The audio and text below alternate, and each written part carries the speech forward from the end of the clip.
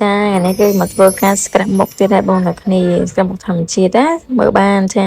អញ្ចឹងមានពីមុខនៅក្នុងដៃជួយមុខយើងស្អាតណាបន្ទាប់ពី skin care ផ្សេងៗចាឥឡូវគឺខ្ញុំមកប្រើជាមួយនឹង cleansing oil ដែលជាផលិតផលប្រទេសជប៉ុនដែលវាជាប្រភេទប្រេងរីកមិនជូនអ្នកដែលគាត់មានមុខស្ងួតស្ងួតធម្មតាតែបើអ្នកមុខខ្លាញ់ប្រើ cleansing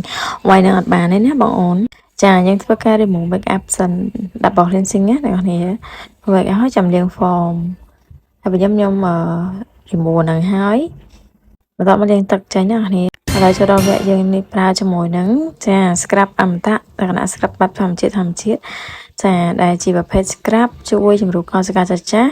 ជួយជំរុះមុនសាច់មុនកម្មផ្សេងជួយស្បែកយើងភ្លឺថ្លាលាបឡេមុខឆាប់ចូលកាលណាដែលយើងអាសាស្កាំមុខក៏វាជួយតែមុខយើងសដែរវាដូចតែខ្លួនយើងអញ្ចឹងខ្លួនយើងកាលណាដែលយើងធ្វើការលេបតលេសិនអត់ធ្វើការ scrub ចេញអីក៏វាអត់ជួយឲ្យស្បែកយើងសភ្លឺដែរអញ្ចឹងមុខដូចគ្នាអញ្ចឹងនេះធ្វើការ scrub ឲ្យពេញមុខមកទៅដោះត្រូវតិចកន្លែងណាបងប្អូនតែឲ្យមានមុនដល់យូរជាងខ្ញុំមកមុខខ្ញុំសូវមានមុននៅសារខ្ញុំអាសាប្រើ scrub ដែរហើយជាមួយនឹងសាប៊ិតម៉ាស់ចឹងសាមុខអមតានេះតែមួយខ្លងប្រើបានយូរណាអ្នកគ្នាមិនតែម្ដងពីរដងអស់ហើយណាមិនដូចរបស់យើងហូបចុកហើយម្ដងអស់10 20 30វិហើយទៅបានតែនេះអត់ទេ